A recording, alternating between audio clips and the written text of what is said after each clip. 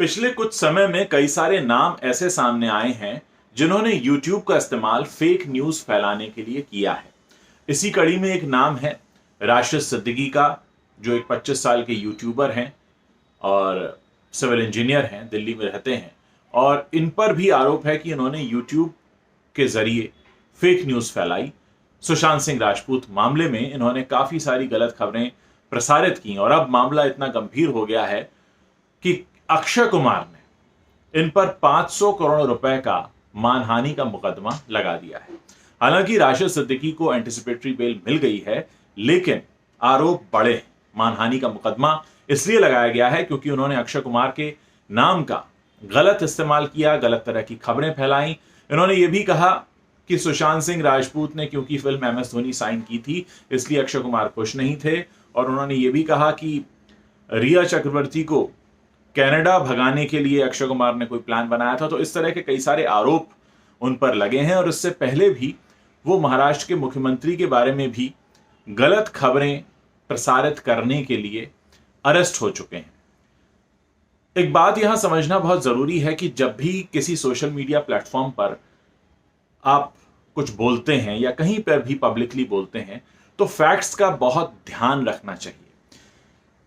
कहीं ना कहीं होता यह है कि लोग ज्यादा फॉलोअर्स लेने के लिए या कोई सनसनी फैलाने के लिए या कोई ऐसी बात बोलने के लिए जिससे कि लोग उनको सुने, झूठ बोलने लगते हैं और उनको ये अंदाजा नहीं होता कि ये झूठ किसी के जीवन पर बुरा असर कर रहा है, किसी की छवि खराब कर रहा है, समाज में गलत उदाहरण प्रस्तुत कर रहा है और लोगों के बीच वैमनस्य बढ़ा रहा है।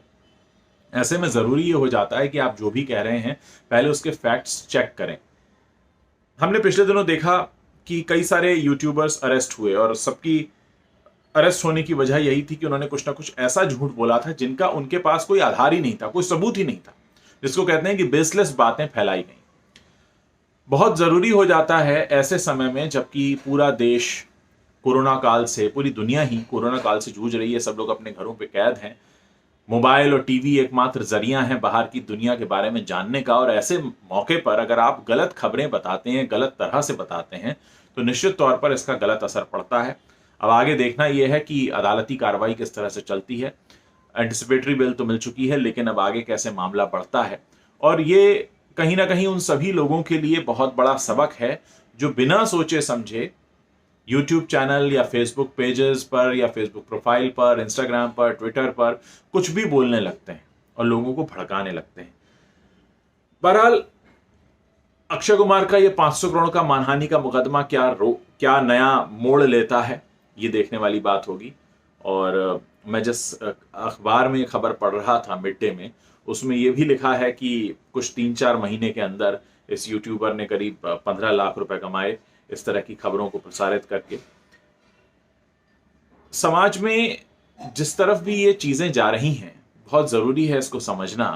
और क्योंकि आप सब लोग भी YouTube पे अलग अलग चैनल्स देखते हैं, ऐसे में आप सबकी भी जिम्मेदारी बन जाती है कि ऐसे लोगों पर रोक लगाएं और कहीं ना कहीं एक समझदारी का उदाहरण प्रस्तुत करें। और कहीं भी आप कुछ भी देखते हैं तो उस पर कुछ भी कमेंट करने से पहले आप भी सोचिए। अक्सर लोग अपशब्दों का इस्तेमाल करते हैं, मैं हमेशा मना करता हूं कि आप झूठ मत लिखिए, गाली मत दीजिए और कोई अभद्र भाषा का इस्तेमाल मत